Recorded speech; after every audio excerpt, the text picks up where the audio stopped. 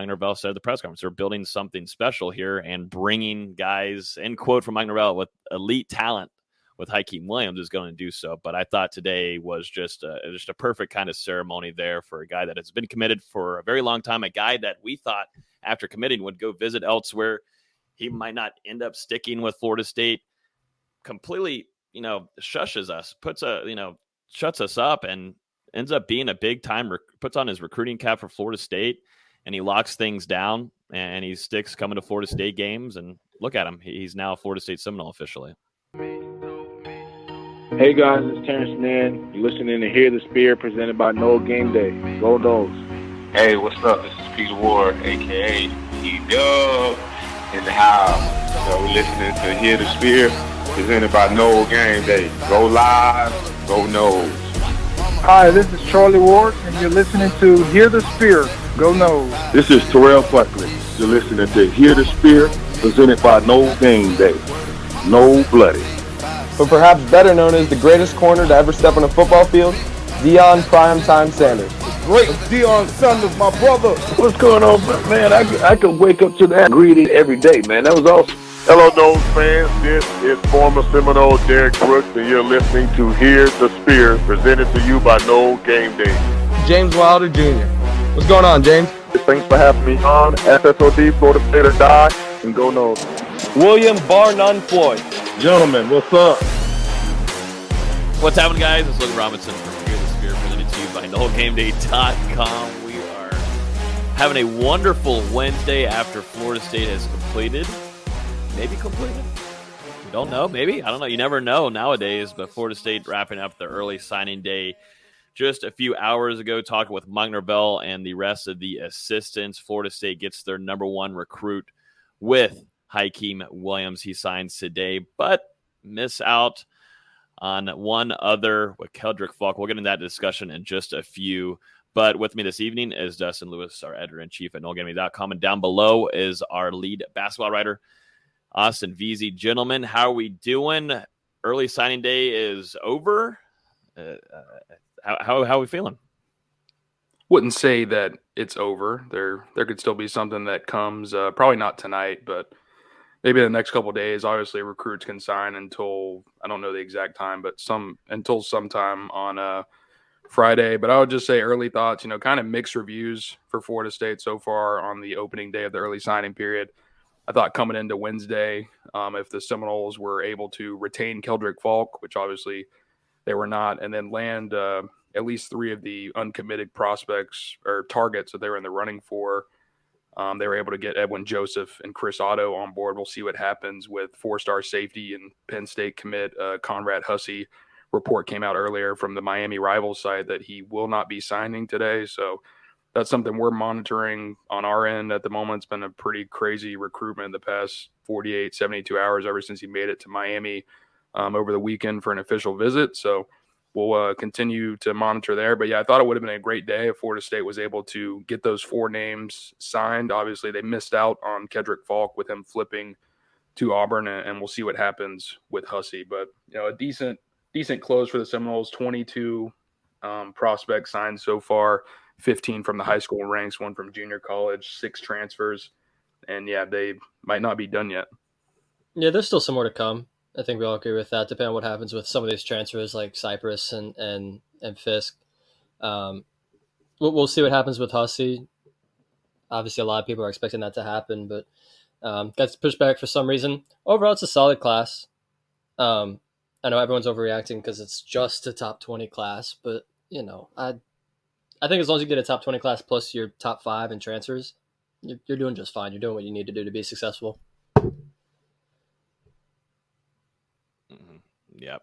I might be a little choppy here. It's lagging out for me at the moment. But, yeah, no, I mean, you look at it in the broad scheme of things, Florida State, one thing that they had to do today was hold on to Keldrick Falk. And it kind of came to a surprise that they allowed that for him and his family to go surprisingly visit Auburn on that last day and just kind of slipped through their fingers. And this is what happens. And we've seen that happen before. I go back probably to the year prior who was a defensive tackle who I'm missing here who ended up going Tyree West. Tyree West, you had the visits locked in. You felt like, that was a Florida State lean, but then at the very last bit there, you allow the visit, and then that ends up becoming a signing to a different school where you had a lot of momentum going there. And because we can get into a whole discussion too on, the future of the defensive end room. You were able to bring in your legacy recruit with Lamont Green Jr., which is a big time pickup. And I think that the sky is the limit for that kid, and a freak of nature just with his get off speed. But you would have liked to have that alongside with Kedrick Falk because of the talent that you have. That was your number 2 behind Kykee Williams, your number 2 highest rated recruit in the class. And that's just a big miss there on Florida State's part. Yeah, that was a big blow to the class, a battle that Florida State really couldn't afford to lose, because when you look at this recruiting class, one of the strengths is that defensive line unit. Obviously you've got KJ Sampson there in the interior, and like Logan said, Lamont Green Jr. signed from the high school ranks. Jaden Jones, the JUCO defensive end who has a lot of potential, signed as well. And I mean, if you get Keldrick Falk, it's looking like a pretty darn good defensive line class. Instead, a disappointing finish to this recruitment. Obviously, Falk committed to Florida State over the summer, and he's got deep ties to the coaching staff here with JP and Mike Norvell, guys like that. Austin Tucker on the off-field staff as well. Some really deep relationships at Florida State. But, the in-state Auburn Tigers just recently hired Hugh Freeze, a new staff there in Auburn. And, man, they put a lot of time into Falk. Florida State obviously got him on campus this last weekend on Saturday. He was there for the football-only facility groundbreaking along with his family.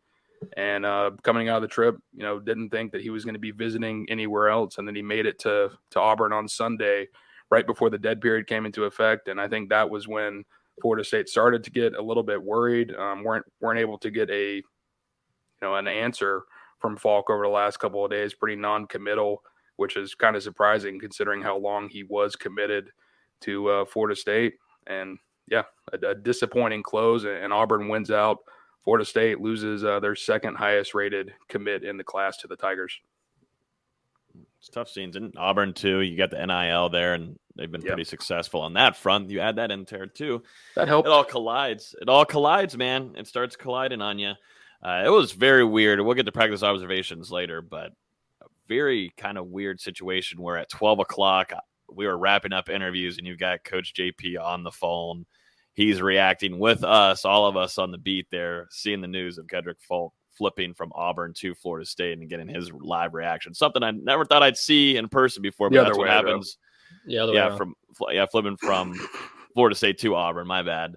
Long day. He would have liked if he would have flipped from Auburn. Oh, he would have. Yeah, I think he would have been smiling. Maybe gave us a couple of high fives, but it wasn't the case whenever he ended up leaving practice. But that's what goes on when you schedule a practice during early signing day. That was a tough one. I don't want to go to a positive thing real quick, and I want to go to Kykee Williams. You're able to hold on to him, and I don't think, at least from our point of view, and we're lucky to be kind of close to Kykee Williams' recruitment, there wasn't ever kind of a wavering thinking that he would end up going elsewhere. But I think the scared PTSD from last year is always on everybody's mind if you're a Florida State fan. And as they should, sadly, at this point in time. But Kykee Williams kind of put that to rest. And, he signs with Florida State. He talked after the ceremony saying that, his phone was getting absolutely blown up. And, Miami supposedly involved there, some other schools, even Deion Sanders too, trying to get into that phone with Kykee Williams. But I really liked the quote that he said that, I'm loyal. That's one of my big things, is being loyal. And if I'm going to do something, I'm going to do it. And what a big difference that is from another former number 1 rated recruit in a previous class. Just to have that loyalty is huge. I talked with Coach Dugans after the press conference today, and he told me, I think one of the biggest things about Kykee Williams is his character, and that the character that he's bringing to this locker room. And then, it's going to show on the field what he does talent wise, but that just goes to show what Mike Norvell and this coaching staff, what they want to bring to build this culture into having success. And, Mike Norvell said at the press conference, they're building something special here and bringing guys, end quote from Mike Norvell, with elite talent with Hakeem Williams is going to do so. But I thought today was just a perfect kind of ceremony there for a guy that has been committed for a very long time, a guy that we thought after committing would go visit elsewhere. He might not end up sticking with Florida State. Completely, shushes us, shuts us up, and ends up being a big time, puts on his recruiting cap for Florida State, and he locks things down, and he sticks coming to Florida State games. And look at him. He's now a Florida State Seminole officially. Yeah, like you said, Logan, a very big difference from Florida State's number one recruit in the 2022 class. Obviously, you think back to Travis Hunter.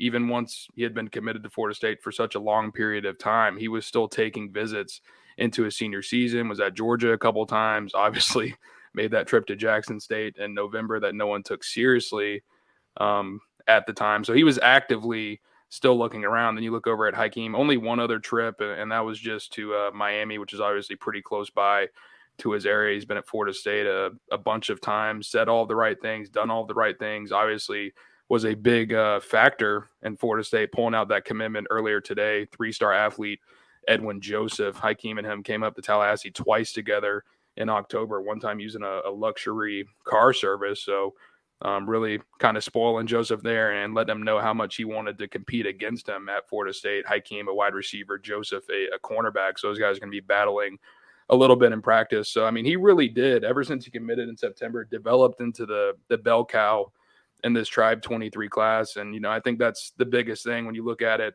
from my perspective. Some of the kids talk a really big game when it comes to recruiting, and then you have people like Hakeem Williams who really lead by example and go out there and just get the job done. It was funny to see him shout out or call out Travis Hunter, saying this isn't a Travis Hunter thing here. That was pretty funny. Think it kind of eased the nerves of some fans a little bit. He did. I was watching the IG Live. He did say that he was going to shock the world, and that immediately our Discord blew up. It didn't take too long, and Twitter started freaking out, but the Discord was rolling during that. But, luckily, from our point of view, this was always going to be Florida State. And, schools were trying, man. And why not? I mean, this is an extremely talented wide receiver. He's got the size of already a third-year college football player. And, what Mike Norvell can do now to bring in this class, you can bring in Jacobs too, who I want to talk about, who I think is a very underrated wide receiver in this class that Florida State grabbed today.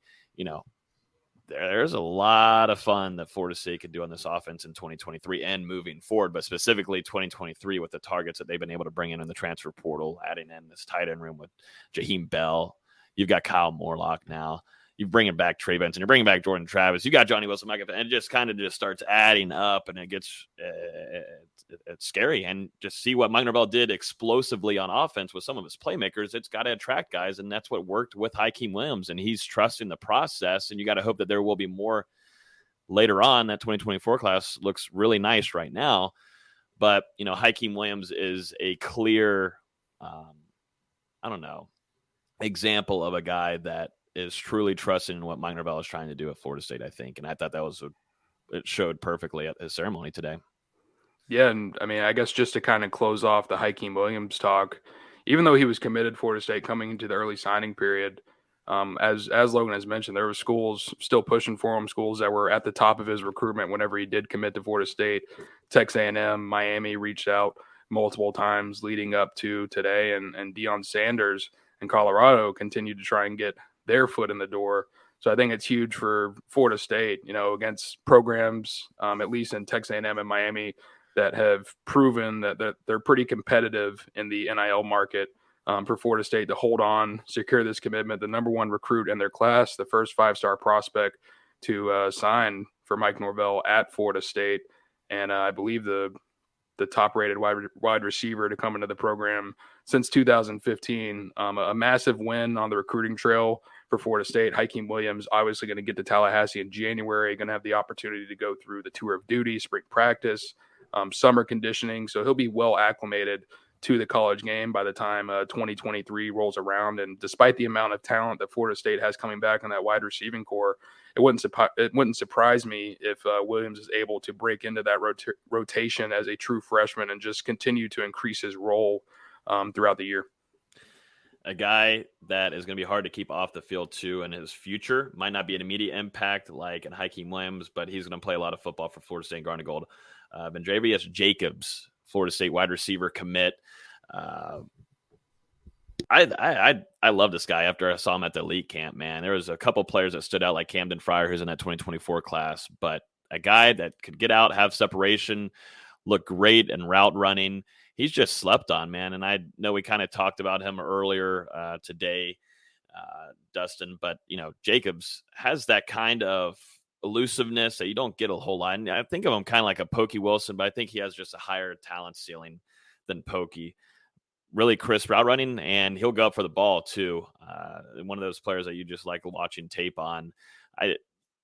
I think he's going to play quite a bit for Florida State. I don't know if it'll be immediate, but I kind of slept on. I think too, you look at his size, 6 foot, 170, and going through that COVID year too, there's a lot of different things that might have eliminated him from being higher in the rankings. Also being committed for this long at Florida State and sticking with them adds on to that. It seems like if you wait a little bit longer and you don't commit to anywhere, your rankings boost up. But a guy that was practically committed, shut things down practically, it made sense for maybe he wasn't going up in recruiting rankings. But I think that's a sleeper pick for Florida State, a gadget guy that they can use in that offense in the wide receiver room.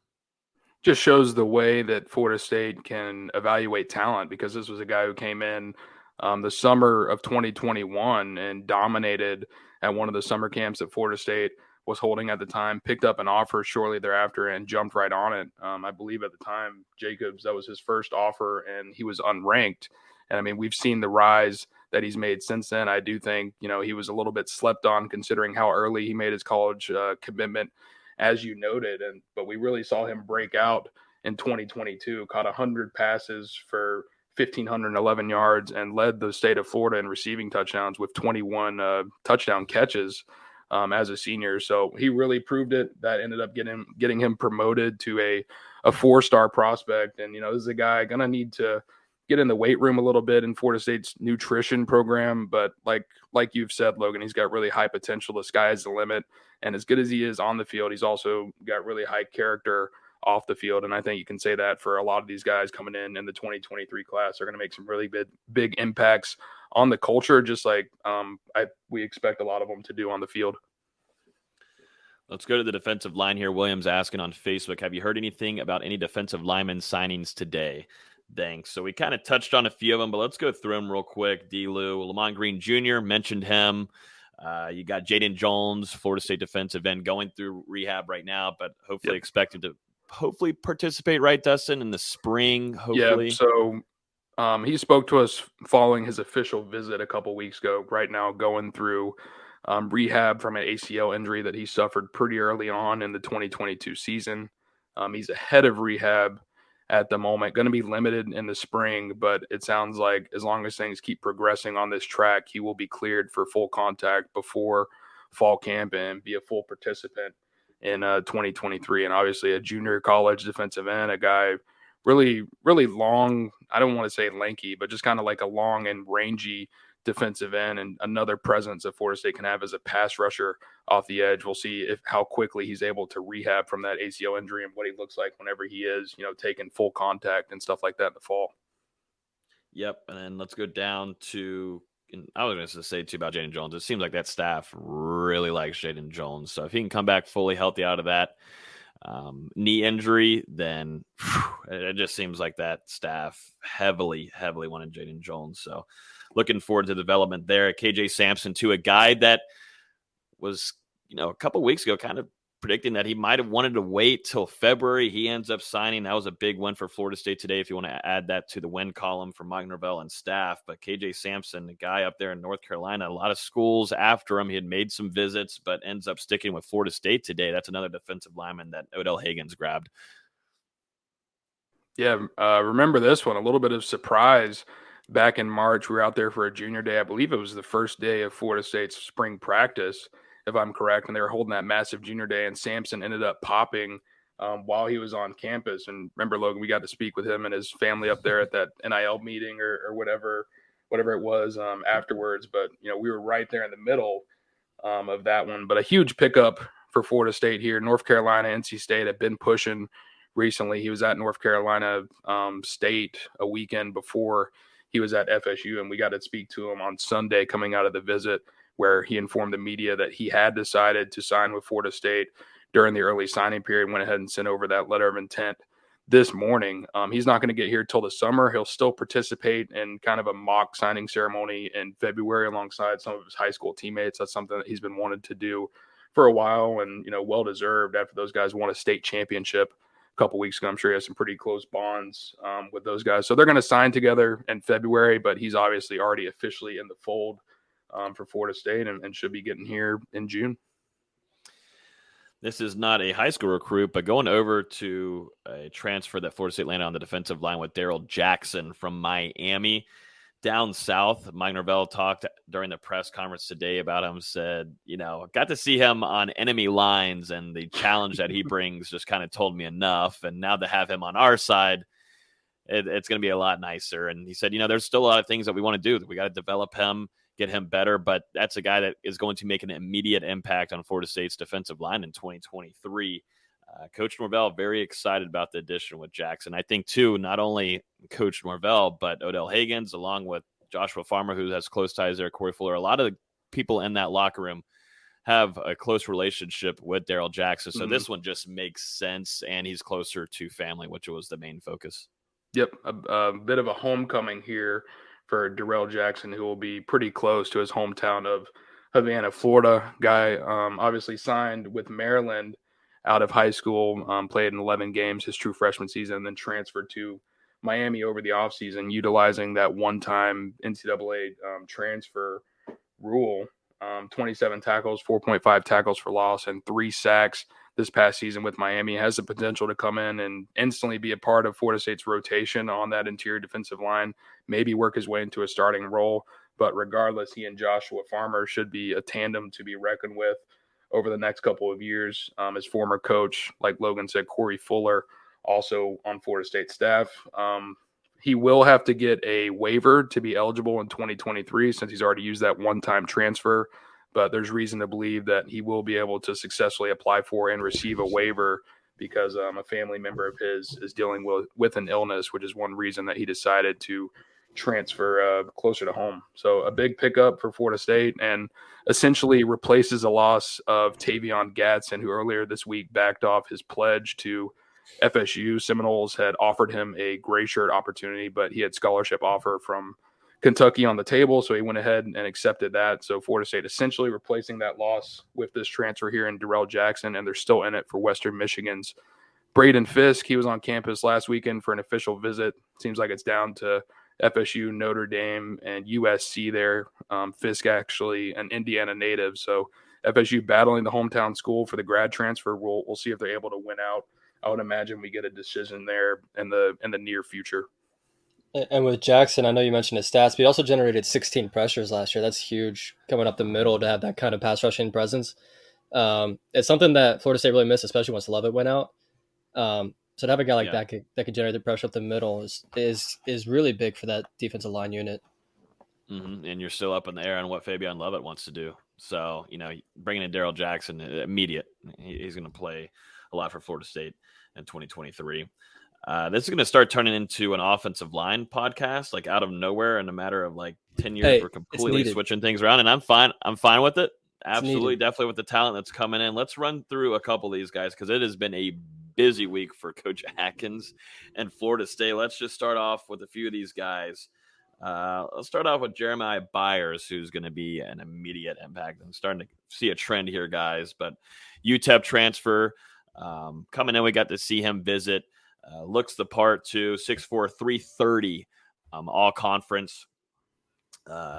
Just going to come in and play right away. You got Keandre Drones too, coming from Auburn, SEC size 6'4", 340. You've got Casey Roddick coming from Colorado, 6'4", 310. And then you got a new one today. You got a young guy with Andre Otto, 6'5", 310, really smart, had a chance with going to Stanford, Princeton, also had an offer from Syracuse, ends up picking Florida State. You got to talk with Otto, specifically Dustin. You were very high on him when I was talking to you at practice on Monday. Florida State, and Coach Atkins, what they're doing on the offensive line is it's remarkable. It really is. Yeah, obviously landing 3 transfer portal prospects in 3 days, pretty ridiculous for Florida State there. Reloading up front. Seems like as of now, FSU is going to be losing 3 starters on the offensive line after the season. Left guard Dylan Gibbons, right guard Dimitri Emanuel, right tackle Jason Turnitine will all be graduating and exhausting their college eligibility after the bowl game. And now Florida State has essentially brought in 3 capable replacements. We'll see if those end up being the guys or if there are some other guys on the roster that end up winning out for those jobs. But Jeremiah Byers, like you said, Logan, right tackle coming in from UTEP, a first-team all-conference selection this past year. He's got 2 years of eligibility remaining, and he let me know that Florida State thinks he can play either right guard or right tackle. They're going to try and just work him at different positions once he does get here to Tallahassee. Keandre Jones, a massive mauler of an offensive guard, kind of more of in a backup role this season at Auburn, but last year in 2021, I think he played over 700 combined snaps, had a pretty decent PFF rating. So I think there's a chance that he rebounds in Tallahassee whenever he gets back to earning more consistent playing time. And then Casey Roddick, a team captain at Colorado, played a career high, I think over 800 snaps in 2022. So he's pretty durable and reliable, and another guy that'll come in at guard. I would imagine he'll be on the left side, but he's got 1 season of eligibility remaining, and I think he'll make a pretty big impact on the locker room as well. But yeah, getting those 3 guys in there, and then obviously Bless Harris, Robert Scott, Maurice Smith, Darius Washington, Julian Armella, Jalen Early, a bunch of guys, Bryson Estes, a bunch of guys still coming back for Florida State in 2023. Just like last year when Florida State had the 19 scholarship offensive linemen, I think Coach Atkins is going to have a lot of fun this offseason, kind of plugging and playing, working with these different lineups throughout the spring and the summer to find the 5 that works. But 3 really quality additions from the transfer portal, and then to get Chris Otto, a guy who I'm extremely high on. I think he could be the diamond in the rough in this 2023 class for Florida State. Kind of played in a lower classification, but regardless, a dominant offensive lineman, someone that FSU has been smitten with ever since the summer. They got a chance to work him out at the Seminole Showcase in July at offensive line and defensive line, and just really loved the kid's mentality on and off the field. Obviously fielded some Ivy League offers, a really smart guy who officially visited Princeton, Stanford, Penn State was involved as well. So some really high academic schools, and he's going to be coming to Florida State to major in film. Not going to be an early enrollee, but I really do think the sky is the limit for Chris Otto. It's not going to be in 2023, obviously, but 2, 3, 4 years down the road, we're going to look back and be like, wow, Florida State landed a gem on a early signing day in 2022. I'm a big fan of Jeremiah Byers. He was a top 30 ranked tackle on Pro Football Focus this year. Didn't allow a single sack, only allowed 8 pressures. And at times, right tackle was a struggle for Florida State this season with turn time there. Obviously, you're getting Bless Harris back for this upcoming season. But now you can just figure it out between those 2. Who's your right tackle, who's your right guard, and it's 2 quality pieces. Byers is a phenomenal player. He's improved every year he's been in college, and I think he's going to be really good for Florida State. It's exactly what they need. It was a very quality tackle. And even if he plays guard, he's still going to be very good at it. A really nice pickup for Coach Atkins and Mike Norvell and what they want to do with that offensive line. And, we're not going to forget this because it's not really new news, but one that signed today, number 1 target at offensive tackle, Lucas Simmons, man, just kind of sneaks in there. Don't talk about it as much. But when we went back to that recruitment and, when he got close to decision time, Florida State fans were just fighting to get that commitment. And that is a huge, huge one there. International guy. Once he committed, he kind of put things away. He's 6'8", 300. So expecting maybe to put on even more size, definitely when you get to with Coach Storms too, when he's been able to do with some bodies pretty quickly. I know Coach Storms is salivating at that. Simmons is stuck with Coach Atkins because of the relationship that they built very early on. And, Coach Atkins shouted out his first offensive lineman today, and that was Lucas Simmons, just because of how they built trust with one another. And, coming all the way over here and building that trust was huge, and that's what ended up him picking Florida State. But Lucas Simmons is going to be that is their future at offensive tackle, along with Julian Armella. You know, you've got two future studs that you get to home grow here in Tallahassee, which is nice.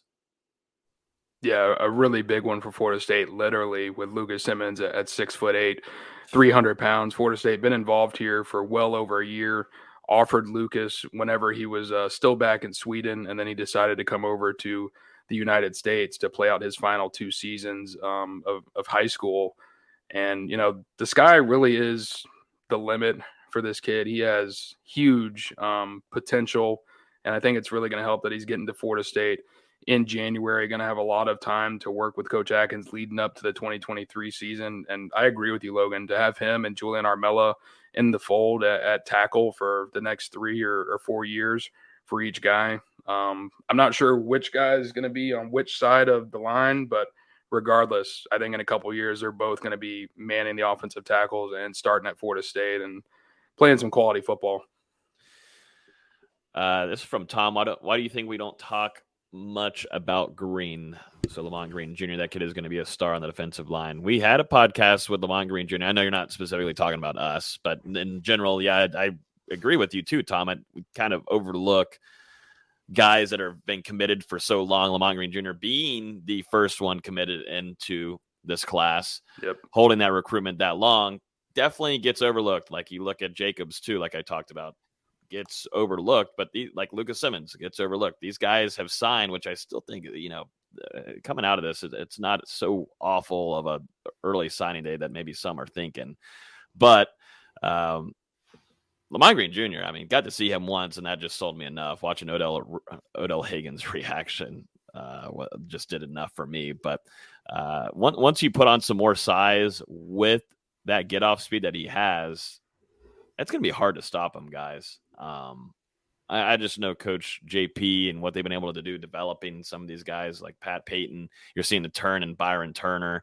You've seen, you know, in 1 year what he's been able to do with Jared Verse. You go back to Jermaine Johnson. You know, the future is extremely bright for Lamont Green Jr. So I can go and tell you right now, through my brain, I'm not overlooking Lamont Green Jr. I'm excited for him to put on pads and see what he's going to do in practices. Like I'm like beyond stoked to get here in the spring and see what he's able to do when the pads come on, because it's going to be very hard to stop the speed that he has, but he's going to have to put on a little bit more size. Luckily, his dad very focused on the development of his son, and they did a really good job putting on some size. But I mean, the stats that he put together this last season were absolutely stupid. Yeah, definitely flying a little bit under the radar, at least nationally coming into Florida State. I think as far as us and, you know, a lot of Florida State fans, they can see the potential, the talent that Lamont Green Jr. has, and also the head that he has on his shoulders. Kid is mature beyond his years, but he's really trending in the right direction. Put together an excellent senior season, 61 tackles, 29 tackles for loss, and 20 sacks. So this is a guy who has legit production, playing at Gulliver Prep, who, you know, plays some pretty high-level competition down there in South Florida. Obviously a teammate of LSU wide receiver signee Jaylen Brown. So, I mean, Lamont Green Jr. plays with plenty of talent and plays against plenty of talent. He's, I don't even know, tried and tested down there against that South Florida competition, going to be here in January. And, I mean, we'll see how things work out with these defensive end decisions as far as Jared Verse going to the NFL or coming back to Florida State. But I think there's a potential that Lamont Green Jr. works his way into that rotation, earns some snaps during his true freshman season. Kind of makes me think of a little bit of a kind of like Patrick Payton coming in, but I think maybe Lamont Green Jr. a little bit more advanced technically and fundamentally right now. And obviously he's a blur off the edge. Going to be really fun to watch him compete against Florida State's offensive line. Question on here on YouTube from Salty Chris Fowler. Any recent info on Hussey? The TOs have been, what is that? What's 2 S's mean? I'm completely the off other on this. sites, I think. Maybe.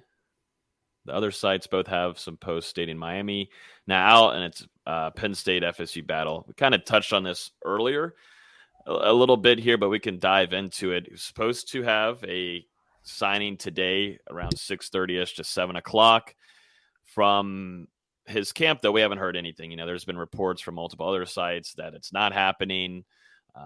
You could go to Miami's side and they're saying, it's not really on Miami's side right now. We're looking more at a Penn State, Florida State battle. That's what I've kind of felt like the last couple of hours since that signing did not happen. Florida State's definitely still after Hussey here, and a big part, I think Penn State has made a last little bit of a push here to try to get him to stick with the Nittany Lions class. Franklin has been able to recruit pretty well during his time at Penn State. Florida State, though, is in major need of a safety right here, and he's one of the most talented ones in the country, being a top 11 safety in the nation. Florida State needs this, and they really do. And I thought the recruitment went very well. Dustin, you have more info on that, but right now it's really up in the air. You have 2 more days to really solidify things. If he's not going to do it now, then you have to wait all the way till February. But it's up in the air at this moment. Been a little bit of a weird one. Obviously, Hussey committed to Penn State back in, I believe, the spring. Florida State, they had him on campus once over the summer, and I mean, it's been a little quiet. Normally you don't get a bunch of chatter in these recruitments when guys are pledged to other schools. A lot of stuff is happening behind the scenes, and I think that's what we see here with Hussey, with Florida State able to get him in for an official visit 2 weekends ago. We talked about it on the show last week that Colorado was trying to get him in for an OV, but then he actually ended up taking his final trip of his recruitment to Miami. So, I mean, it's really coming down to Florida State, Penn State, and Miami down the stretch here, and it feels like Hussey has kind of been flip-flopping back and forth between all 3 programs here over the last 48, 72 hours. I don't know if it's concerning that he pushes recruitment back another day. Maybe the kid is just extremely torn in this decision, or some other stuff is going on. But regardless, I think Florida State, they've done a pretty good job in this recruitment. You think about Hussey, a kid that grew up a fan of Florida State, and also the Seminoles have an opportunity to offer him early playing time in his career. The expectation right now is that Jamie Robinson moves on following the season to the NFL. He said multiple times that he's played his final home game in Doak Campbell Stadium. Not quite sure yet what's going to happen with Akeem Dent. There's a case for him to go. There's a case for him to stay. He's still in the decision-making process. And then Florida State will be returning Shaheem Brown, but you did have 2 other guys who were safeties. Sam McCall kind of flip-flopping between cornerback and safety during his time at FSU. He's obviously hit the portal. He's departed from the program. And then Sidney Williams, who Florida State used at some at safety, some at linebacker this year. He's in the portal as well. So not a ton of depth there in the back end for FSU. So I think they're pushing pretty hard for Hussey because, I mean, he could get on the field from day one in that secondary, regardless if Akeem Dent comes back or not. He could still get in and play a role alongside Dent and Shaheem Brown in that safety room. Even if he doesn't come, they need a safety desperately, whether it's in the portal. I mean, I obviously if they don't get Hussey, it's going to have to be in the portal, but they need a safety in that room just to fill some of this void that they're losing through the transfer portal and through the draft with Robinson. And we'll see what happens. I mean, there's some options on the roster, some guys coming in that could potentially fill the role. One guy I like that signed in this 2023 class is KJ Kirkland, really long and rangy defensive back who fits that mold that Florida State likes back there in that safety room. He's said that FSU is going to be working him at cornerback and safety. And yeah, Logan, Quindarius Jones, Jabril Rawls even could potentially play safety during his college career, but I don't know if those are guys that you want to rely on out of the gate. Hussey may be a little bit more advanced at this point of his career coming in. So we'll continue to monitor this one, and we'll see if it gets done by Friday either way.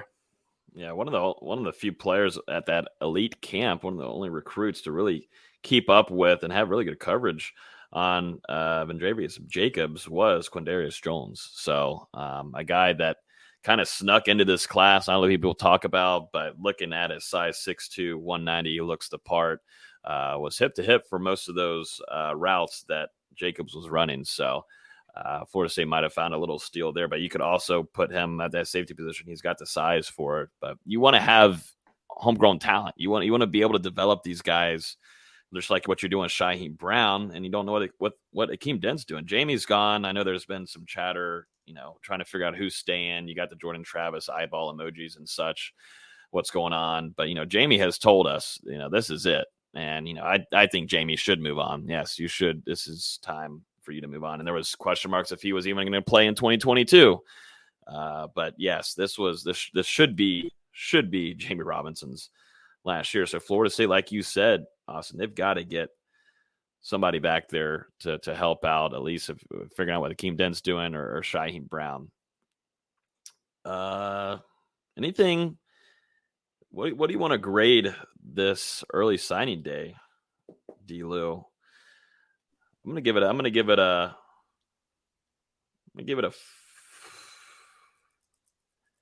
B minus. I'd say around there, B minus. I think if Hussey ends up signing with Florida State, I'd give that to like a B plus. I give that to a B plus. Yeah, I'm right there with you. I would say probably about a B right now as we wait on Hussey. If Florida State's able to land Hussey, I'd say B plus. If they don't land him, give me a B minus. If they would have been able to keep Keldrick Falk and not let him flip to Auburn, we might be sitting around an A right now. I don't think I'd be able to get to an A plus unless they're able to pull off a couple other shockers, like maybe Cameron Robinson or something, or Damari Brown. But both of those guys obviously were trending in different directions entering Wednesday. But I don't agree with all the doom and gloom. I think Florida State, they've satisfied some needs on the roster, obviously, especially at offensive line. We haven't even mentioned the tight ends yet. I guess you talked about Jaheim Bell a little bit, but Kyle Morlock as well.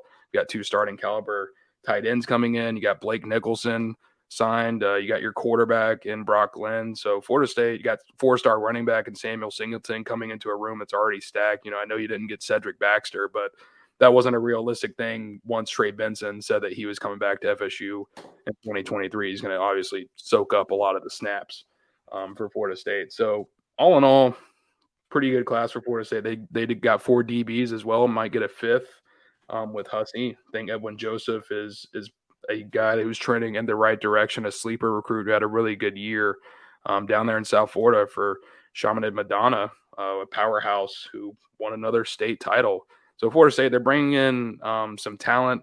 And I think the main thing is a lot of these guys have won a lot of games, whether it's at the high school level or in junior college with Jaden Jones. His team got really deep into the junior college playoffs. Some of these transfers, these are guys who are proven winners, and they're coming to Florida State to continue pushing this program in the right direction. Right now, sitting with, I think, the number 17 overall recruiting class, according to 247 Sports. Maybe that's a little disappointment after a 9-3 regular season for Florida State, but I think we've preached from the beginning here that the success during the 2022 season is going to pay off more in this 2024 recruiting class than 2023.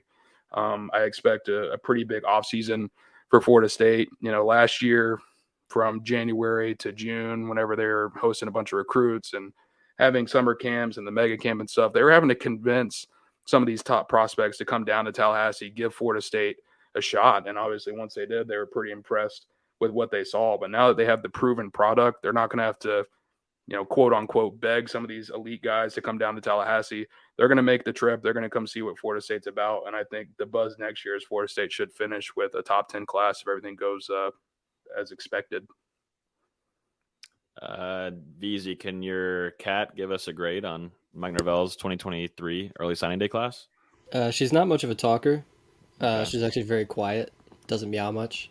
Okay. It was a solid class. Like Dustin said, they addressed needs. You didn't even talk about Brock Glenn, who they needed a quarterback in this class desperately. You get KJ Sampson in the middle of the defense, which is something that needed. And you get Blake Nicholson, a linebacker, who I'm shocked we haven't talked about.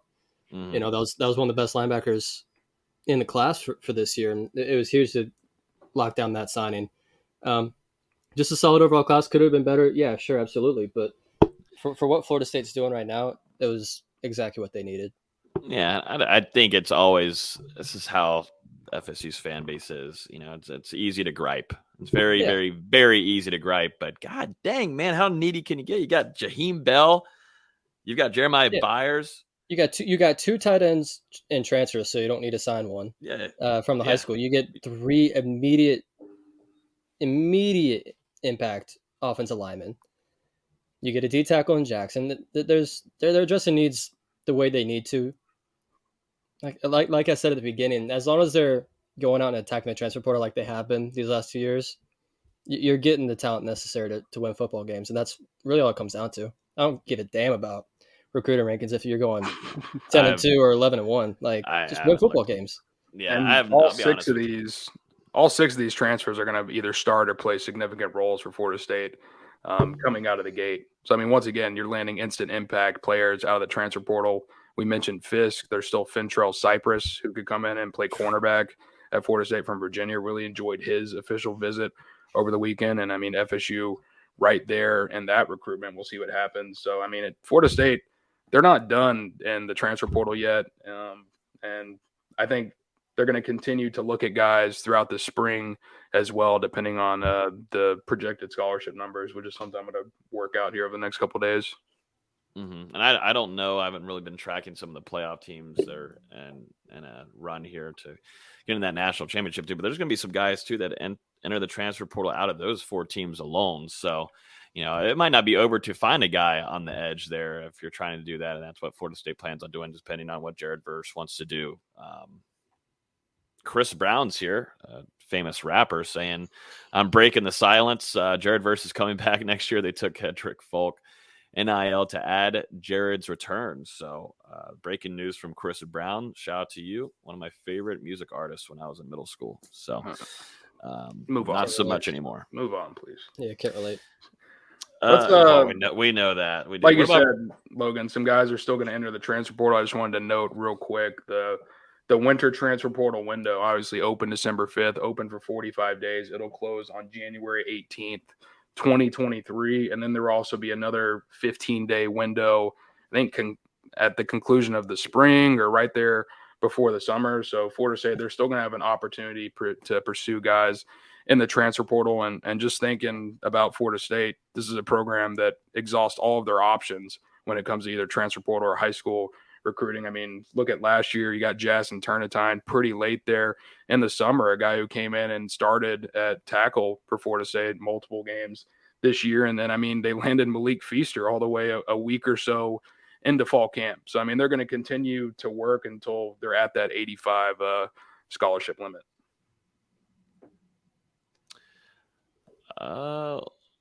Jump through a few questions here in the chat. This one's from Keith. I have a feeling you're meaning Trayshawn Ward here. Is Trayshawn Ward coming back? This one, in my opinion, is a toss-up to where a few other ones. I was a little bit more positive about Trey Benson coming back than Trayshawn Ward. I know Trayshawn Ward, he's out here practicing. He will be participating in the bowl game. In my opinion, it's pretty much sold. Trey Benson, RB1 2023. That's just how it's going to be. And, Mike Norvell likes to use multiple running backs. That's just the case. But right now, that room is absolutely loaded. If I'm Trayshawn Ward, I would take listening to some other schools. If there's potential opportunities elsewhere, definitely if I'm going to get more playing time, if I am going to be a solidified select RB1, I do take that offer. Trayshawn Ward is really, really talented, guys. Really good for the locker room as a dynamic running back. And he was, it took Trey Benson a couple of games, really to have the first quarter of the season to kind of get going there. Trayshawn Ward was your go-to back and was finding the holes better and a little bit more patient. But now Trey Benson has taken that role and he deserves it. I really, in my opinion, I don't right now see Trayshawn Ward coming back next season for Florida State, but that could change. But I'm more of wanting him to get the opportunity that he deserves. And that just doesn't seem like that's going to be the case, definitely after the injury that he suffered and that kind of being dialed back from playing time out there. The injury definitely set him back. Ever since then, Trey Benson has kind of asserted himself in that running back room. And, I mean, Lawrence Toafili is just too valuable as a gadget guy who can impact the running game and the receiving game to, take out over Trayshawn Ward. So, I mean, I really feel like the injury hurt him as far as playing time. And, the other guys have just taken advantage of the opportunities that they've been given with Trey Benson, Toafili, Rodney Hill coming back. You've got Keisaiah Holmes on the roster right now. We'll see if he gets elevated to a scholarship over the offseason. And then Samuel Singleton coming in. I mean, that running back room, just absolutely. CJ Campbell is still there. I mean, it's an absolutely stacked backfield for Florida State going into 2023. And I just don't know if there's enough opportunities on the table for Treshaun Ward at the moment. So, yeah, like you said, it wouldn't surprise me if he looks around a little bit and maybe tries to find a program where he can be the guy in 2023 and then work his way to the NFL. But I mean, regardless of what he decides, I think we've got to give our props to Treshaun Ward coming in as a walk-on, fighting his way to a scholarship at Florida State. And I mean, battling in the lineup the last 2 seasons, a primary backup to Jashawn Corbin a season ago.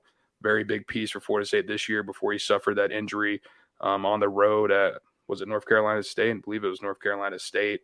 So, just really appreciate the effort that he's put in on the field and also in the locker room, because that's a really high character guy. And even when he was out with that injury, he was sitting there working with those running backs every day, Trey Benson, Lawrence Toafili. Even though it's a competition, those guys are extremely close with one another. And, we'll see what happens there. Yeah, and he's a Hear the Spear alum, too. I had him on here to talk about him earning that scholarship, too. So great. A great young man. So, and like I said, he could come back next year. I'd love to see him in that, but I also want him to get the opportunity that he deserves. He deserves to find somewhere if that's the case. So, and I think that's exactly what Mike Norvell would want for him too. So we'll see what ends up happening with 8-ball. Keith also has another question here. This is going to be the fun one. This is how it's going to be for the next couple of weeks here. Marvin Jones Jr., former big-time, major on top of the board for Florida State last year. Couldn't land him, goes to Georgia. Obviously, legacy recruit from dad Marvin Jones, shade tree, the best linebacker in college football history, but ends up going with Georgia here. Hasn't seen a whole lot of PT. I don't know really what the depth looks like there, who's ahead of him, who's projected to play next year in defensive end room. I'll be honest with you, I've not done a whole lot of Georgia depth chart digging, but this one's just a dream, I feel like, for FSU fans at this point. I mean, dream. The stars got to align. Avatar 3's got to come out before 2040.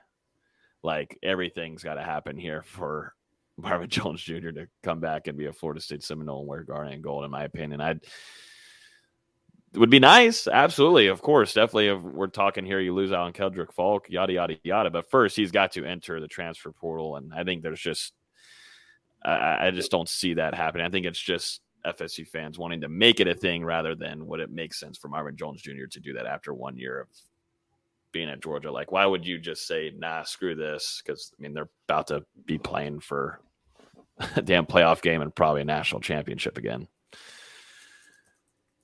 Yeah. I don't really like to speculate on if someone's going to enter the transfer portal. If they enter the transfer portal, we can talk about them. Marvin Jones Jr.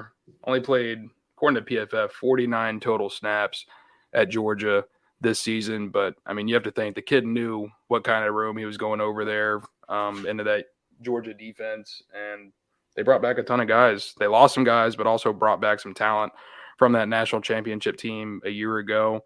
And, I mean, even though he played a reserve role this year, could very well get into the rotation at Georgia in 2023 or 2024. I don't really know. I don't really pay attention to Georgia. We're recruits that don't sign with Florida State. So best of luck to him. If he enters the portal, we'll talk about it. Yeah, unfortunately, this is no game day, not Georgia game day. So yeah. Well, I was going to say, too, I honestly don't want him to enter the transfer portal because our chat will look like – oh, my God, I know. It'll be like the Dustin Hill chats all over again. There will be that, and maybe even where – I mean, guys, the Marvin Jones chat, let's be honest, that was nonstop 24/7. So I'm hoping that he doesn't enter the transfer portal just for our sake for this show, because we would have to start off the show immediately. We have no new update on Marvin Jones Jr. Welcome to Hear the Spear, presented by every single week for months. That's exactly how it would have to be. But, is what it is. Is what it is. Well, hey, Travis Hunter's in the transfer portal. No. And Kevin Coleman. No. Wait, yeah, he got his 100,000 subscribers. I can't believe that happened. Like He went from 71,000 to 100,000. He had to bot those followers, right? There's no way. No, there's idiots out there. There are idiots. You're telling me there's 30,000 people that go, "Oh my god, I can't wait to see him go to Colorado."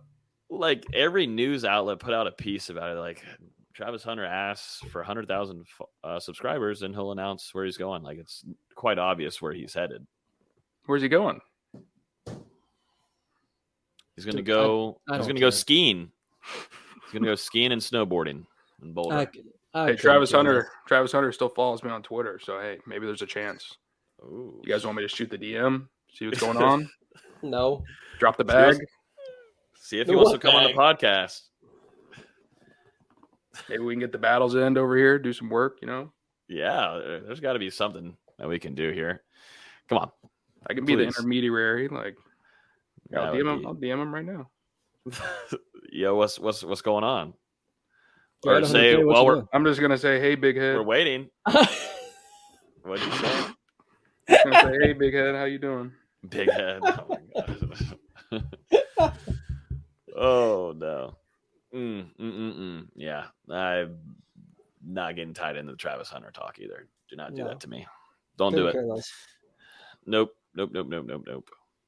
All right, let's jump into. It's also going to affect some recruiting stuff too. But Florida State's football-only facility groundbreaking ceremony that they had this last Saturday. Before I go into that, I want to go ahead and give a good shout out to our friends at Alumni Hall for sponsoring this podcast. Great friends over there. If you guys want to get 15% off on FSU gear before you go down to Orlando, make sure you use code SPEAR Holiday. They're in Miracle Plaza. They're in a great spot. So if you want to do shopping, eating, Alumni Hall is a perfect spot there. And it's on the way. If you're getting off the interstate and you're going to campus, you can stop by there.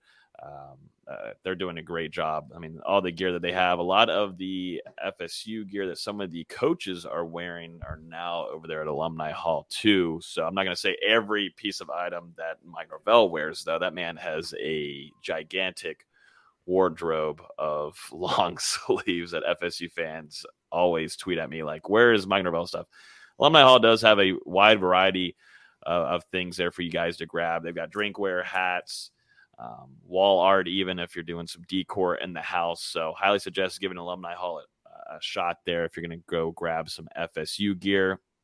Also, if you're an FSU student or you work at FSU or in the military, you can get 10% in store every day. So make sure you guys go show your ID at the cash register. Alumni Hall, always hooking it up. So appreciate them supporting our show here and sponsoring it. So like I said, make sure you guys use Spear Holiday. It's going to work all the way through December 24th. So if you're looking for some last second grabs like I always am, I literally am having to go like Christmas shopping tomorrow. So make sure you guys. One of those, huh? Yeah, I'm gonna have to go to Alumni Hall. But I got a discount code to use now. So Spear Holiday Fullcast. Make sure you guys go use that. Appreciate them supporting Here the Spear. Just use the discount the other day for some sweatpants. You know, can't go wrong. Where's it? Screenshot. I'll retweet it, VZ. Yeah, if you guys, I know there's a few of y'all in the chat that have used the code so far. But if you tweet us at Here the Spear. I'll retweet it, and I'll retweet it on my personal too and get it out there. So appreciate all y'all supporting us. It helps us out too. Actually, I had the wife pick up some stuff from there a couple days ago. Some Christmas shopping. You know, we did it on time, Logan, but you know, we made sure not to use the discount You have a wife code. now. If you didn't have a wife, you would be just like me. Oh, I wasn't there. I shouldn't say we. I should say her. But exactly. There we go. Yeah, I love that. Yeah. But I made sure that she didn't use the discount code, so we paid full price to our sponsor. That's real support right there. There you go. Very nice. Alumni, I'm gonna use that code. But let's jump into this football-only facility. I was there for the groundbreaking event, breaking everything imaginable. You had Michael Alford, you had Florida State's president. Also there, you had head of Boosters CEO in attendance, and then also, of course, Mike Norvell, who had a very passionate speech, but something that has been long time coming.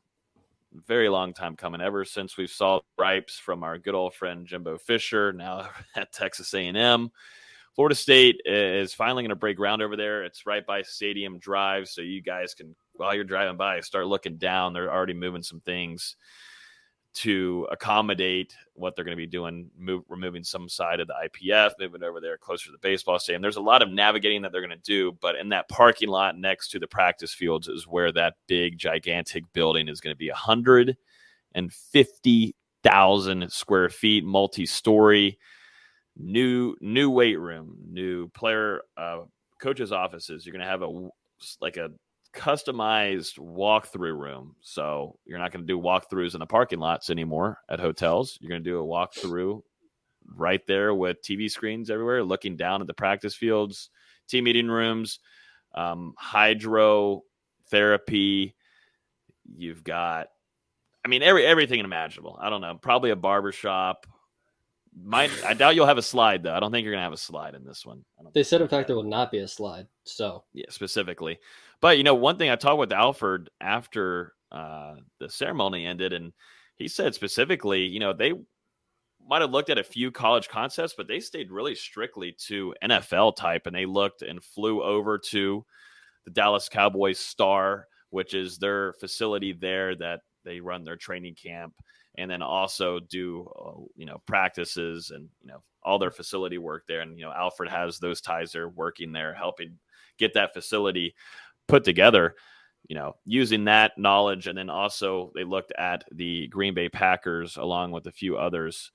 They actually looked at SoFi Stadium and looked at a couple of their facilities. So they really went to the next level here. And it's kind of how it is in college football. But, $100 million piece of, that's just a lot of money. But definitely going to help in a lot of ways, but certainly recruiting and for what you're going to be bringing in and helping. It's just catching up to the way of the game is now, guys. It's just what you got to do. Yeah, it makes sense that they would look at professional facilities. Because, Alfred spent time with the Cowboys. Yeah. And was behind them getting some of those facilities. So it makes a ton of sense. And, obviously the end goal is for these guys to reach the NFL. So might as well design facilities after other NFL facilities. I think it makes a ton of sense. Keep it as professional as possible. And obviously they look clean. They look, the renderings you posted the other day, Logan, were really, really cool. I'm sure the players are going to love it whenever it's ready. It's what Florida State needed, even if it is, a decade late.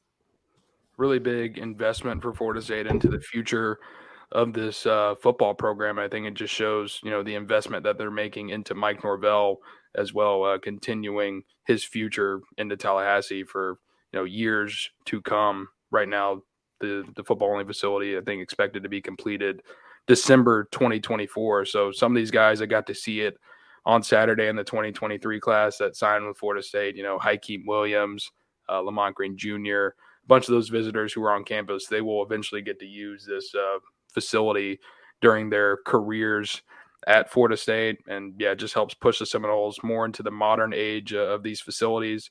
These recruits are always looking for the latest bells and whistles. And I think Florida State, they're going to be able to get there with this facility, along with the improvements that they've also made to the locker room and the stadium at Doak Campbell Stadium. So, and there's still, some improvements to be made there in Doak over the coming years as well. So, Florida State just making a bunch of investments into the athletic program at a pretty opportune time.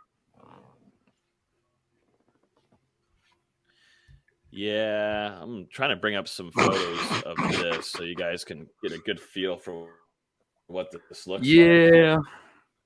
Here we go. Yeah. This looks pretty nice. I'll just be honest with you guys. I'm a little jealous. Like, come on now. Like, look at this weight room, man. Yeah, Childs doesn't look like that. I could do shit in this. Like,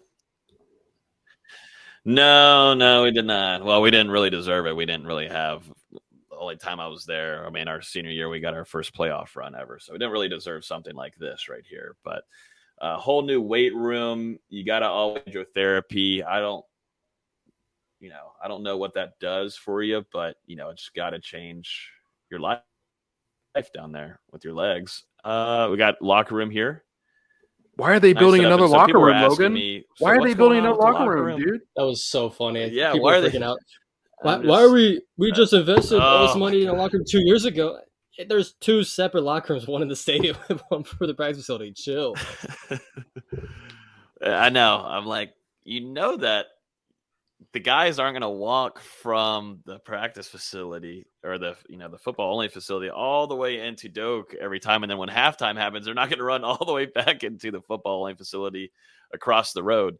No, they're going to stay in their locker room inside Doak. That locker room's going to be their game day locker room. That's how it's going to be. So nothing's going on with the newly renovated one that they just did. It looks gorgeous. It's going to stay. So no worries about that and where the money's going and all that kind of stuff. I think that's should be parents like the NFL. They go practice at their facility, but then after games, they have another locker room inside the stadium. Here's a good look at. So they updated the front side of it, and audio listeners don't really know what we're talking about here, but you got a big, gigantic spear in front of it. I like this like sleek look over here. This is nice. I don't know what I will mention. They have it from the Tucker Center. I'll just mention it. But, yeah. off a little bit, but it's fine. It's fine. Oh, here we go. I do like the parking spots. Yes. I don't know where they're going to get that parking at if they're ripping apart the parking lot to build it on that. I don't know where that is. I'm trying to figure that out. Here's a hallway that is a very long hallway. Peter Warwick over here. This looks like a nice place to watch some film, it seems like. It's nice and dark. Nice updated stuff here. I mean, it's $100 million. No, it is. I'd love to watch them there. Here's a walkthrough room here. This is nice. You kind of get a good feel. You got your film over here, and then it seems like it's on the second or third level, and you're looking down at the practice fields. Looks like that's downtown.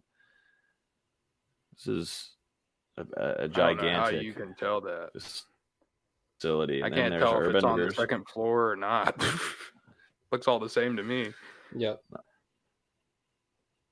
This is just my life. I like seeing the little details on things. We've got the hydrotherapy. This is what everybody needs right here is a hydrotherapy. Just seems like it's man. I don't know. That's what I miss. I really don't. No, one's a cold tub and one will be a hot tub probably. That is what I miss most about working for the basketball team was being able to use a cold tub after playing pickup. It's the best recovery out there. Is it really? Okay. Yeah. I mean, you got a TV too over here. Dustin, can you see that far? You got a TV far right. Where are we looking at? You can watch far right corner. I think I can see that blur. Dustin can't. Like I'm staring. Oh God, I've broken. Oh no. I've broken. I can't see it now. Oh, it's over. And that's just your account. That's not what I want. No, I don't want to see that. The doctor RJP is asking, will there be a case in the new football only facility where we can display our 2024 trophy? I believe they could find a good spot for that. I'll be honest with you. I will be honest with you. So yeah, that is the new football only facility. We'll keep you guys updated on the developments there. I've already been noticing it at practice. They've got the contractors out there, and now they've got the guys where you see on the road where they're getting the camera out, and it looks like they're just standing there. They're just laying out the land, man. That's all they're doing. So, but Alfred did tell us, though, he did say that they are already working on getting in the annex part of the IPF and moving it over closer to the baseball stadium. So things are going on. Things are going on. That's just how it is with Alfred right now. And that's just how it's been. And they're making improvements to baseball, soccer, softball is getting their own kind of like VIP seats and stuff. So Alfred knows what he's doing. I'm just sitting back and watching. So that's expected to be 18 to 24 months. Whew, that's going to be a long construction there next to those practice fields. Yeah, I was thinking about that. Going to be some loud practices out there. And also, I'm pretty upset that I'm losing my parking lot. It's been you never had a parking spot to begin with. Let's be real. Well, I have a pass, so technically I can park there. say bye-bye. It's very convenient. Okay, it's very convenient. And it's gone. Wow, survey crews now taking over that parking lot. Maybe we can get a new parking garage next. Alford or FSU president, someone, please. Only for maybe football media. Either way. Now you're asking for way too much. Way too much. Louis asking here, and hopefully I said that name right. Hopefully I did. Luis. Is the S not silent? It can be either. It could be either. Well, we're gonna need you to comment again for us because I can't say the last name. I can't. Villarreal. But asking here from Facebook, good evening, gentlemen. I'm all for the new additions in Tallahassee. Do y'all believe pouring all this money in the new facilities will keep and hold our players from not entering the portal? What do you guys think? I mean, it doesn't hurt it. It definitely doesn't hurt it.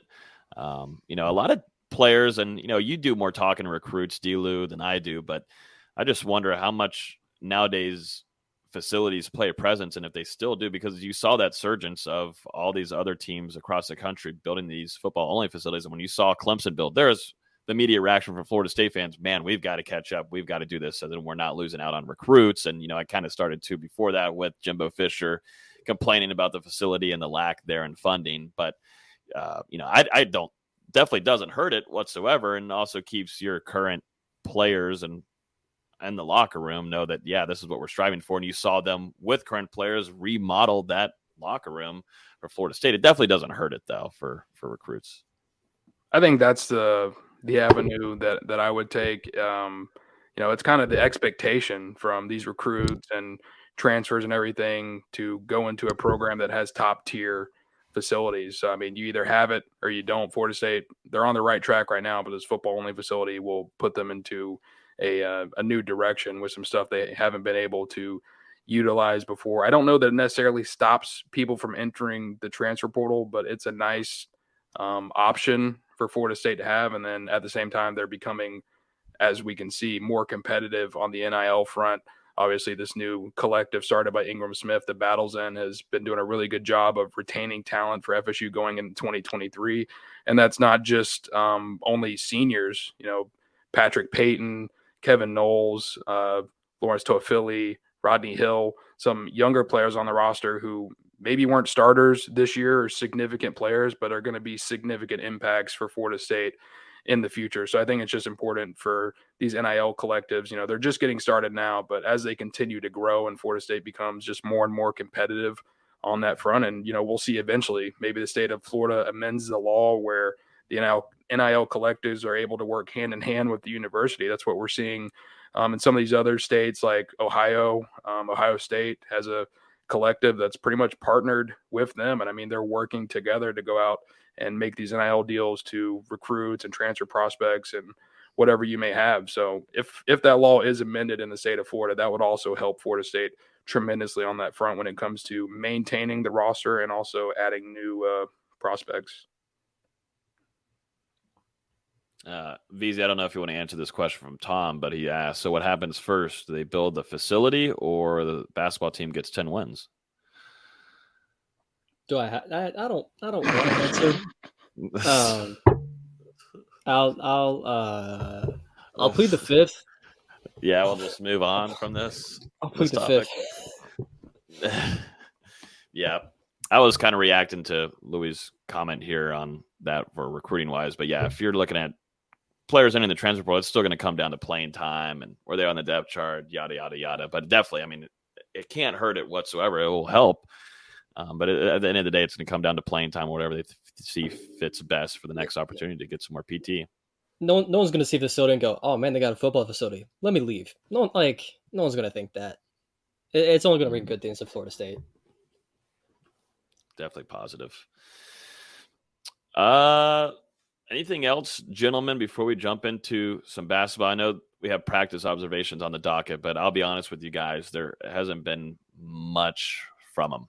I mean, there hasn't been much of a change. I will say, though, today, scout team, like true scout team prep began for Oklahoma. Mike Norvell told us after practice there were scout jerseys on, and Dustin, you and I were talking about it, the kind of it's not really goofing around, but it's having a good time, smiles, cracking jokes.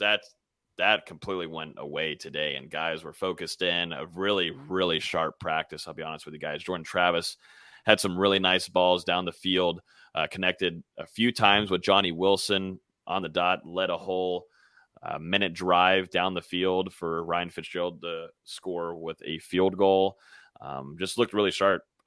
Jordan Travis did. Just really, really kind of practice that you see whenever Florida State's facing a Clemson or Florida or Miami. Just, not a lot of giggling, just all out there to work. So this team really is focused towards getting this 10 wins. I mean, we hear it from the interviews after practice. These guys are seriously focused at getting this 10 wins. And I think they have something in the locker room somewhere for play where players see it every day. So it's making sense. There is a big time focus right now, and guys are dialed in to get that 10th win.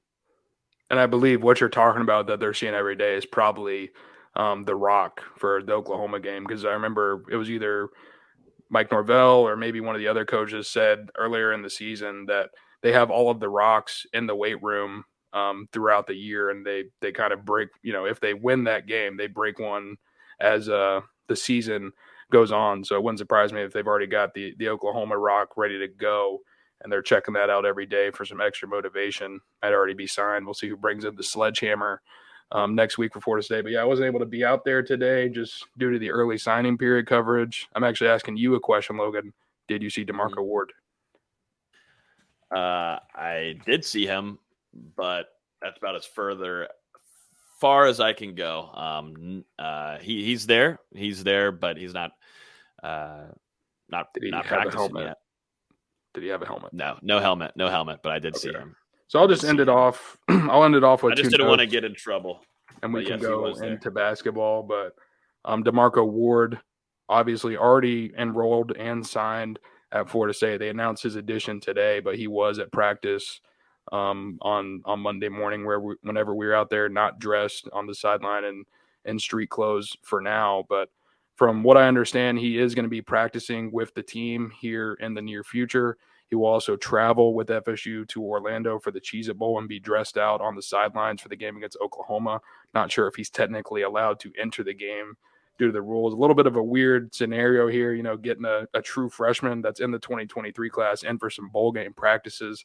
You've got some other teams like Georgia and Alabama and some other schools around the country who are doing some of the same things or some type of rule. Honestly, I don't have it off the top of my head, but this is something that Florida State was able to do, get him in for some practices, go ahead and start acclimating a little bit to the college level. So that's good for DeMarco Ward. Should probably help him through his career just to get this early start. Then the other thing, 2023 wide receiver Darren Goldie Lawrence signed with Florida State today. They did officially announce his signing. Didn't make it over the weekend for his official visit due to what was described to me as some type of academic situation. But since Florida State went ahead and decided to officially sign him and announce his addition, that kind of is a sign to me that everything is going to work out with that scenario in the end. Obviously, in the 2022 class, there were the concerns with Ontavious Woody, and he didn't end up making it to Florida State until late in June. And even going into that, they weren't exactly sure if he was going to make it to campus or not, but he was able to get that work done in the classroom and enroll at Florida State on time. I think we're going to see the same thing from Goldie. And I mean, the plan for him from the get-go has been to enroll in the summer anyway. So everything should work out there on that front for Florida State. It's looking like everybody is going to be able to enroll, whether that's in January. I think the majority of guys and transfers are going to be coming in January. And then you'll also have some later guys arrive in the summer. Goldie, Jabril Rawls. We'll see what happens with Hussey, but he's a guy who would enroll in the summer. So we'll see how it goes. But right now, Florida State, all 22 signees are expected to make it to campus. Sweet deal. I think it's also important to bring up, you mentioned bowl prep a little bit. It was announced last week by the NCAA that playing in the bowl game won't affect redshirt status. So guys can play in a fifth game, and it won't affect their redshirt status. So you may see guys like Julian Armello play in this game. Guys that they're, that they announced saying, yeah, we'll sit them the rest of the season so they don't lose their eligibility. Rodney Hill. Yeah, it's not going to matter for this game. They can go out, play as much as they need to. Which it's a good note. It's not as big for Florida State because they weren't too affected by the transfer portal, but some of these other schools, it's going to affect them a ton. Maybe a Darian Williamson too, maybe. I forget how many games, but I believe Mike Norvell mentioned it Monday after practice alongside with Rodney Hill. So just looking at that running back room, they might have a chance to just unload on Oklahoma if they want to. So might see a little bit of Rodney Hill, who absolutely deserves a lot more playing time. So we'll see if that ends up being the chance. Behind Trey Benson, Lawrence Toafili, and Baby 9, Lawrence Toafili. I think that's about it football wise. I'm trying to think of anything else that's came up. And we might have a different schedule too for when we do our preview, since Florida State's going to be playing on Thursday. We know we do our shows here on Wednesday nights, so we're going to probably do it earlier, pretty early in the week. Next week we'll be down there in Orlando, so we might be in Orlando on site for when we do this show. So we're going to figure that out, and make sure you're following us on Twitter at Hear the Spear to be updated on when we'll do the show. VZ basketball, we got close to a tie game at halftime with Notre Dame. They're only up by 1, 39-38. But previous game, not so pretty against St. John's, a 93-79. Is this a roller coaster ride, or is this like ups and downs? That's just kind of how it's going to be throughout the season, or will we see a trend upwards, or just St. John's is a track meet. You know, they play so fast. I think they're top 5 in the country in terms of tempo. It's just a ton of possessions, ton of shots being put up, and they were making most of them, and that's what matters. They're also getting to the free throw line a lot, which was a little outside the normal standard. It's very, very rare when you see 2 players score career highs like Darren Green and Matthew Cleveland did, and you still lose by 14. Kind of speaks to the defensive level. Darren Green had 30 points, hitting 8 of 11 threes. He was amazing. Matthew Cleveland had 23 points and 13 rebounds. Both of those were career highs for him. They just needed to get stops and just simply couldn't get enough of them. It was one of those games. St. John's turns the ball over a lot normally, and they only force him into 10 or 11. Just not good enough for the sporadic ball handling that St. John's has. They're playing decently well against Notre Dame right now. They got off to a crazy start. Florida State was up 10-3 in the first couple minutes. And then Notre Dame said, yeah, that's funny. It went on a 14-2 run. It was up, I think the biggest the lead got was 11. Yeah, it was 31-20, 29-18. So the biggest lead got was 11. Florida State came back and took a lead with, about 2 minutes left in the first half and just down 1 at halftime. Darren Green has been pretty bad this first half, just 1 of 7, but he's coming off the best game of his career. You have to imagine have a good second half. He's had open shots, just hasn't hit them. The Florida State is doing a great job generating good looks. They're just not playing good defense right now. It's strange to say that about a Florida State team. In the past, they're like, man, if only the offense could catch up. The defense needs some serious catching up. We haven't seen Naheem McLeod in this game. I don't quite know what's going on there. But you have seen walk on. I've got to pull his name up again because I'm going to butcher it. Of my life. Well, I mean, that's a thing, though. This team will fight, and they'll compete with good teams, and they'll get very close, and it's understandable. But yeah, walk on Sola Adebiso, number 51. Super athletic freak. I'm not even making this up. When I went to the Virginia game 2 weeks ago, I was just watching warm-ups and talking to the people, and like, this 51 kid's really good, super athletic. And then I was messaging someone not even an hour before the game. He's like, this kid just did a windmill between the legs dunk. So he's a super freak athlete. Just needs some help catching up with his basketball skills, and he's getting quality minutes against a solid team. I thought Notre Dame would be a little bit better this season, but they've lost 3 of their last 4 to Syracuse, Marquette, and Georgia. They lost to the Fighting Mike Whites. It's not a good sign. Yikesies. What's the next stretch for FSU after this Notre Dame game? After this, yeah, they get some time off for Christmas break, and then they play New Year's Eve at Duke, which I will be in attendance for. Just got approved for that credential a couple of days ago. Nice. That'll be good. Then what game is after Duke? I think it's Georgia Tech, right? Yeah, it's Georgia Tech. And then after that, it's the return of Baba Miller at Wake Forest, January 11th. We're close. Ooh, we are getting close. Wow, time has flown by. The light is at the end of the tunnel. We are almost there. I'm still not happy that he's not playing, but we're almost there. Yeah, I'm right there with you. Which he posted. He had a post on Instagram last week that had "Free Baba" spray painted in graffiti. That was so cool. Yeah, where was and that was like in Europe, right? Yeah, it was. I mean, It was somewhere in Europe. If I had to guess, it was in Spain. That's pretty awesome. But it was pretty cool. That is pretty awesome. I just love the national media being on the same page, with this. Nobody's against it. It's at this point, it's ad nauseum. Everybody's talked about it. And the NCAA is not going to do anything at this point. So, we're 2 more games away from he'll be back. I'm still pulling for basketball. I'm still pulling. They're fighting, man. They're showing some character, which they needed. Shout out Caleb Mills, has been really good the last 2 weeks. Same with Matthew Cleveland. Really playing quality basketball, and we'll see if that continues here in the next couple of weeks.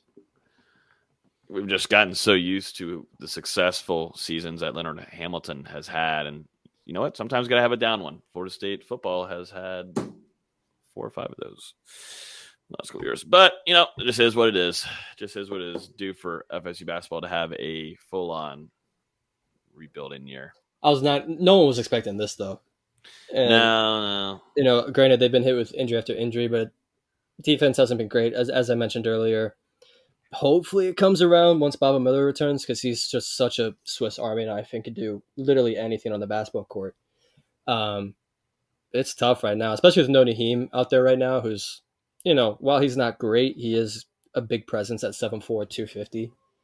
But it hasn't been great. The St. John's game was less than inspiring on the defensive end, to say the least. No, not great. Well, I think that's going to wrap up the show, guys. Y'all got anything more before we send this off? Just keep watching out for Conrad Hussey.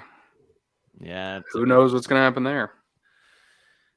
I literally knew this day would not end like where we would be like, okay, it's over. Cool. Don't have to watch out for anybody. We'll be up in the morning. Keep an eye out for any kind of news on the Conrad Hussey situation there, if he's going to end up sticking with Penn State or if he flips over to Florida State side and Adam or Fuller. Miami. Yeah, I think right now Penn State's made a good push here. How much? I don't know.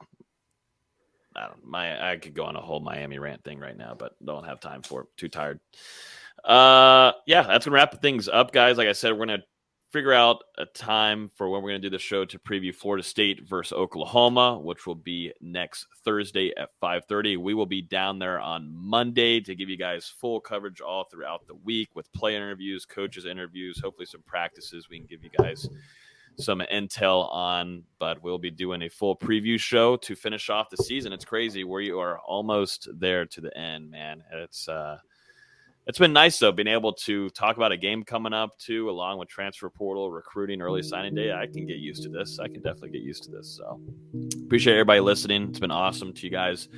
Also on the audio version, a lot of downloads on there. So appreciate everybody listening on the podcast version, iTunes, Google Play, Spotify. Hit the subscribe button so you get notified every time we release a new episode.